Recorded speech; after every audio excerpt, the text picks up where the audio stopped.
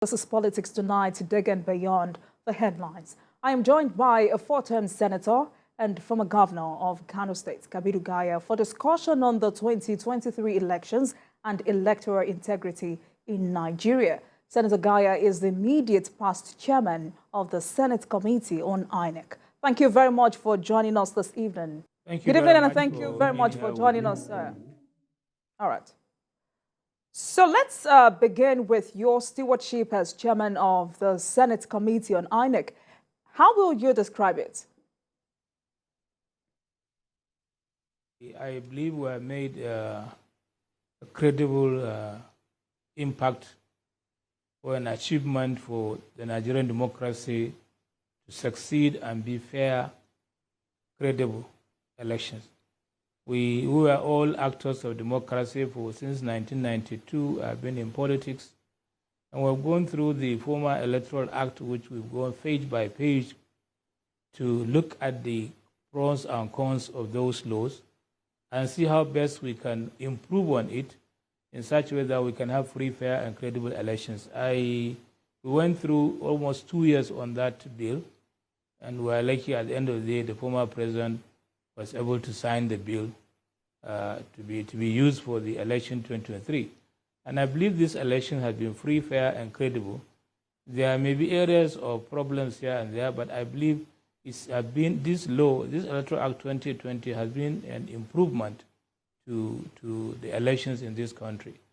We introduced beavers. Initially we introduced card readers. Then we introduced beavers. We now have many laws connection to the elections, which really have helped a lot, especially where we initially in those days when you have only in a polling unit you have 500 units, but if only 10 people came, the politician will now find a way in putting the extra 480 of invisible voters.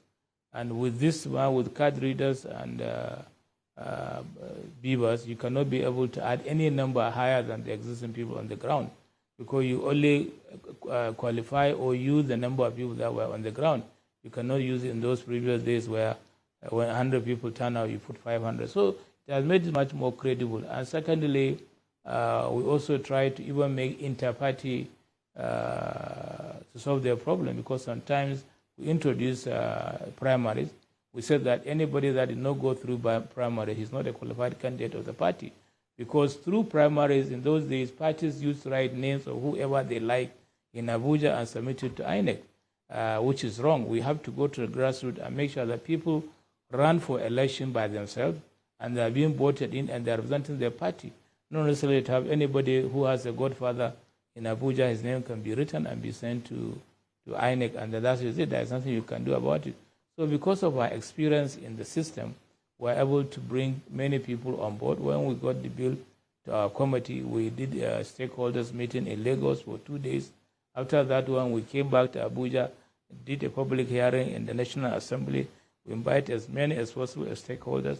We even invited the Office of the Attorney General, because they are the advisors of the President. Whenever we pass our bill on this, and they have to then advise them again. So we carried them on board to do the process of electoral approval of the Electoral Act. So we went through with them all the bills, page by page. We went through the Minister of Justice or the representative of the Attorney General in such a way they could give us our advisors. We got other stakeholders. We have NGOs and many other groups were there to give us advice. And I believe what we have for this 2022 Electoral Act, I think we have, I'm not trying to blow my own trumpet or our own trumpet of the committee members, but I believe we did the best we can for the country. But any law in Nigeria, or any law is not perfect. It's not perfect. You may have one way or the other of finding ways in which you have to now improve on the act or on the law. That's right. So what imputes will you say the Senate had in the electoral reform and the eventual Electoral Act 2022? Sorry? What imputes would you say the Senate had in the electoral reform and the eventual Electoral Act 2022? Well, I believe the Senate had done the best it could, because I think it's one of the major bills that we are proud of, apart from the PIA, Petroleum Industrial Act. The Electoral Act is the the most bill that has been really been praised by the people. So I believe the National Assembly, including its leadership, Ahmed Lawan and Co., and the Speaker at that time, Bajamila, were all on this act to make sure it is passed. I know we had problems before passing it. Whatever the case, we passed a bill that most of Nigerians are happy with, to the best of my knowledge. All right, then. Now, Senator, you were in the Senate for 16 years. What was the journey like? Well, I'm happy I've been in the Senate for the last 16 years, and we have made contribution, and part of these important bills I have passed, and they are now being implemented. It's like the Northeast Development Commission bill, which I raised that bill, and then members of that zone, the senators from that zone joined me, and finally at the end of the day we passed this Northeast Development bill, and now the Electoral Act law, which is a bill that has been passed, and we steered the ship, and that is an achievement for the Senate. If these are the only two bills that are done by the Senate, I think the 9th Senate should be credited for what they are doing under the leadership of Ahmed Lawan. But we have done over 100 and almost 200 bills. But this is one of the major ones which we knew that we can stamp our feet on the ground and say, yes, we have done something good for Nigeria. So also, you were a governor in 1992 under a diarchy with a military president. What was it like at that time? Well, at that particular time, we were under the leadership of the military, and we worked with them for almost 2 years before they decided to boot us out. And that the problem of having the military at the head and then the civilian at the lower part of the democratic system. So really we did our best to make sure that we went for elections and people voted us into office, because at that time the military were trying to make sure that the youngs shall grow. That means the young should be in the system. I was about 36, 37 when I became the governor of Kano State. And I'm sure the military had helped us by clearing our most senior politicians who have always been on board all the years. So they said, let the young ones come up. And I was one of the few young people like myself and the governor of Jigawa, former governor of Jigawa State, Ali Saad. We are the youngest in the governors' league at that time, the 1991 elected governors who we served 1992 and 93. Were put up by the military. But at least we have done the best we can. We were able to control our state. We were able to do the best we can for our states, still under the military. People also say you were the oldest former governor in the National Assembly. How did your experience as governor impact on your performance in the Senate? See, among my colleagues, actually I'm the only one that stayed up to the 9th Senate as a former governor.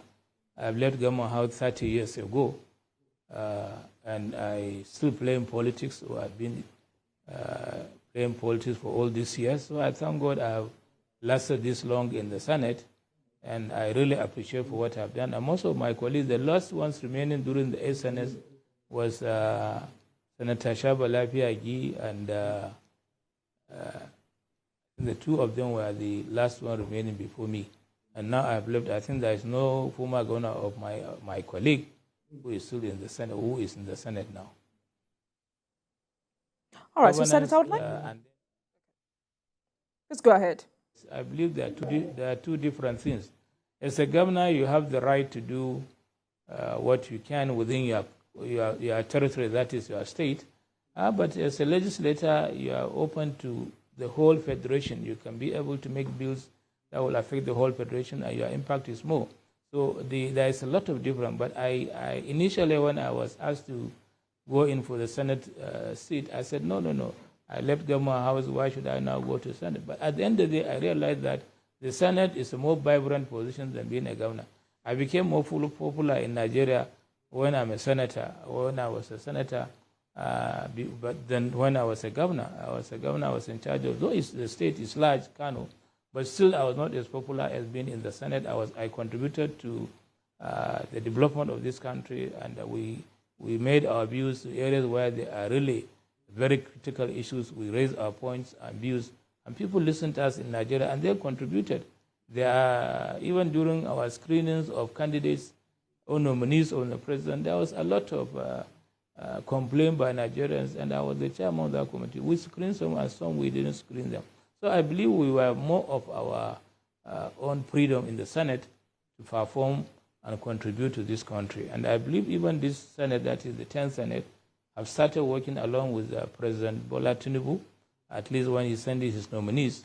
They didn't waste time. They passed those appointees for special advisors, and those ones they don't need their they don't need him to bring the names and the name of people. It's only required the number. That's what the law says. Let him say if he wants 20 or 30 or 50, he just write to the Senate, say, I needed an approval that I'm going to appoint 20 special advisors to assist him in running the government, and which is normal, and the National Assembly or the Senate quickly confirmed that, and I commend the new leadership of the Senate for doing the best required to make sure, and I'm also appealing to them that to work hard with the president. This president, we are very lucky, he's a down-to-earth politician, and he had a lot of experience. He was a governor of Lagos State. He performed credibly well in making Lagos one of the largest economy in Africa, and he has made a lot of things. Even when he was a governor of only Lagos State, he was able to bring all the remaining 5 states of the Southwest on board, and which was excellent. He even extended to Kogi to also have a candidate there. So I believe he knows what he's doing, and even from the way he makes his few appointments now, the SDF, who they put that. Senator Akume, he has been a former governor. He served in Benue for 8 years, and he was a senator before later he went back and made sure that the state comes back under APC. So appointment of Akume is an excellent choice, and we believe Akume can do his best. He has been our friend for long and for years, and I commend the president for appointing Senator Akume to be the head of government, which is the Secretary of the Government of the Federation. We also appreciate the appointment made by Tinubu on his chief of staff, and then his deputy chief of staff. He has the speaker, who is a very seasoned also politician, who has been a leader of the Legislative House, and therefore the president needs him in terms of all the bills and support needed by the presidency from the legislature. And then on the other hand, the deputy chief of staff, who is a senator from my zone, Senator from Jigawa, who is an excellent person. He has been contributing a lot in our Senate, in the 9th Senate especially. And I'm very happy that he's appointed the cause of the federal government of the Federation. We are also happy to see the way President Tinubu has started his government or his administration, because he told us from day one he would start kicking. And I believe from day one he started, even not from day one, from the day he was in some hours after being, or minutes after being sworn in, he said there is no more subsidy. That means being a frank and honest leader to Nigeria. He told us that the government cannot afford to continue this thing, and let him use this money to support the common man in the country, to make sure that they feel the development, they feel the benefits of democracy. And what he did was good. Initially, people felt, everything has gone high. But at the end of the day, give us 6 months, 1 year, you find that he will turn the country into a better, reliable, and future, with a future hope for greater Nigeria. So I believe, and you remember when I really need to commend Senator Tinubu, Bola Ahmed, who is now the president, for his initiatives. I believe when there was this issue of this oil subsidy removal, he called the major marketers and had a meeting with them, and even called the stakeholders, that's major oil companies, and tell them this is what they should try and do so that they should cushion the effect of this oil subsidy. And they all agree with him, and things will get better as soon as possible. Secondly, I think when he also called when there was NLC strike, he personally got involved and then talked to them on why even he removed this fuel subsidy. And they understood him, and they all call off the strike. Even the National Johesu, which is Joint Health staffs or services union. They were also on strike, and the president had a meeting with them, and they understand what are the goals and the president hope for the country, and they simply down their tools and then join the system and trying to support Mr. President. So I believe all Nigerians should try and support this president. I believe Bola Tinubu will do the best he can for this country, and I'm proud of him, and I have confidence in Nigeria will be better than it was before. I also want to say he invited I think he brought almost everybody on board. He invited the traditional rulers on board also to tell them what role they have to play in making sure that there is security in this country. And they have a role because they are the ones closer to the people. And whatever is happening in the bushes, they should know. All they knew. So that's why he's telling them that they have to now cooperate. And when he appointed new service chiefs, he gave them the order that they must go and make sure that we have peace in all these red spot areas. And I believe the new service chiefs are working hard, because before he appointed the new service chief, he had a meeting with the old service chief and find some information from them that will help him in moving forward in security situation in this country. So I believe President has done so much, and even this issue of the student loan, I'm so happy. It's never been done in Nigeria. It's only done in US or in UK, where a student can apply for a loan to go through his studies, because those are the people who their parents cannot afford to give them money to pay the school fees. So when the student can apply within the government, and that will also help us or stop from this brain drain syndrome, where people will be educated in Nigeria, they become doctors, and they move out to another country and be making so much money and not even remembering their own father country. So I believe this loan to students is an excellent idea. Mr. President, I'm happy you are writing your name in gold, but let me tell you that Nigerians are now writing your gold in silver. You know, silver is permanent, it's forever. So I wish you, in diamond, sorry, and I wish you that your name will be written in diamond, so that you can have this throughout your life, and after your death, Nigeria will remember you as one of the best presidents we have in this country. So also, Fantastic. When he talked about the issue of retirement age for the judiciary, that was excellent, because sometimes even at the age of 60, you find that some judges are still strong enough and they don't want to retire. So you should tap all the resources from them, all the knowledge they have, because they were trained by the government of the Federation to go to school and earn more, and then go from some courses to become up to Supreme Court judges and so on. So I believe the retirement age, which are being raised up to a certain level, that could be very, very important, and the judiciary are happy and they'll be able to work hard. And then also on the issue of the commodity board, I believe, I'm just advising the president, he just wanted to do it, but I believe that is very important, because we'll be able to control the price. I know in those days we have these boards, community boards, where they talk of issue on commodities, what we grow, how we sell it. The board always advise and stabilize the prices of the products, so that people don't exaggerate the price anywhere they want to do. So I think that is an excellent thing the president did, and I wish him well, I wish him long life, and I also expect him to work hard, as I have confidence that he will do better for this country. I think on the electricity bill, where the president, but that is very good. You know, in those days when we had the telecommunications sector, we have only the NITEL and so on, and GSM was introduced, and that everybody was contributing, bringing up his services to the country. And then I remember in those days, I bought a SIM card at 35,000 naira, a SIM card only. Then I bought the telephone. But now you find that SIM card is free and the services are cheaper. So even if we now have people to now generate power, either agencies or state governments or even individuals, and sell it out, people can be able to get jobs for many Nigerians in the country. And I want to say that even to congratulate Mr. President, the power has been a little bit more stable now than before. I don't know what button he touched, but certainly that button he touched is working.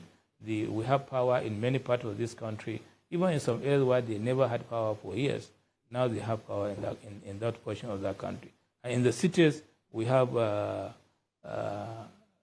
more supply of power within Abuja. And thirdly, I'm happy that the president initially in his speech, he said he would like to bring all the people, all the Nigerians on board, even the opposition, he wants to bring them on board. So I was happy when he had the meeting with the G5 governors, and they were ready to support him in this system. And I want him to continue that, even go beyond the G5 governors. Anybody interested in joining our party, let them come, so that by 2027 election, it will be much easier for us, and there will be one strong, reliable party, APC, in Nigeria, and we might rule for another 32 years by God's grace. So also, I also want to say that the monetary policy the president brought up issue, first of all, by moving the governor of CBN and trying to deregulate the issue of the foreign exchange, where the official rate is so amount and the market rate is so amount. Now I believe the market rate will now determine and bring the value of a naira higher than the dollar. So I believe that is also going to help. And now it's also going to bring investors into the country, because when an investor comes, they are not sure about the dollar position. Today is higher, tomorrow is low, and he could not go to the central bank and get the official rate. He has to buy from the black market, so the prices will be changing. But now that he has centralized the whole thing, I say kudos to you, Mr. President, for what you are doing, and we will continue to support you in that direction. All right, Senator. So some of the submissions you raised earlier led me to my next question, which is, some people say the National Assembly is like a retirement home for governors. Do you agree?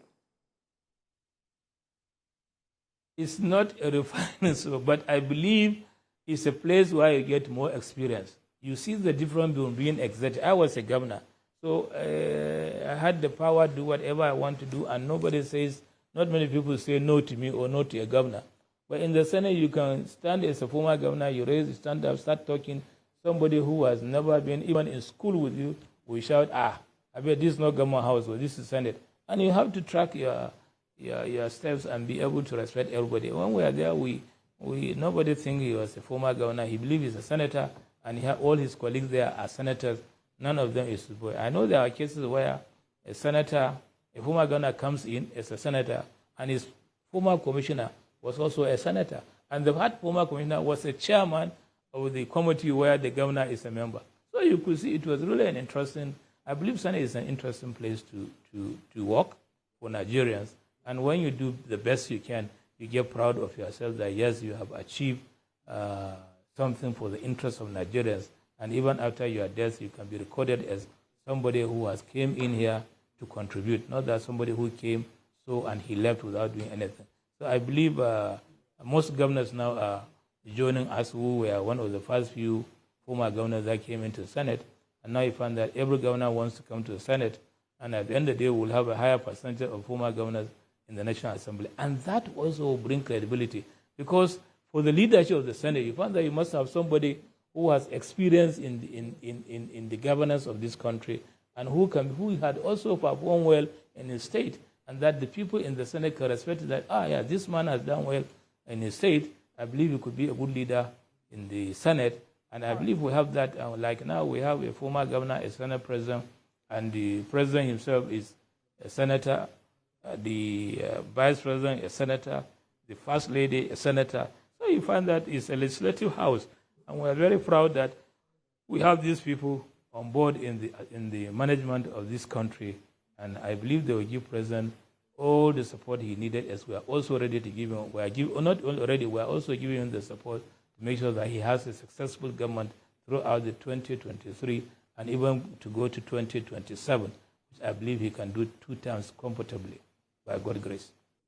All right, Senator. So let's talk about the 2023 elections. Many people did not expect you to lose. What really happened?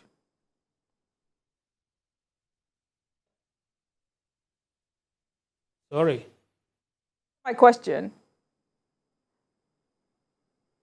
Again, please. So talking about the 2023 elections, many people did not expect you to lose. I would like you to tell us what really happened.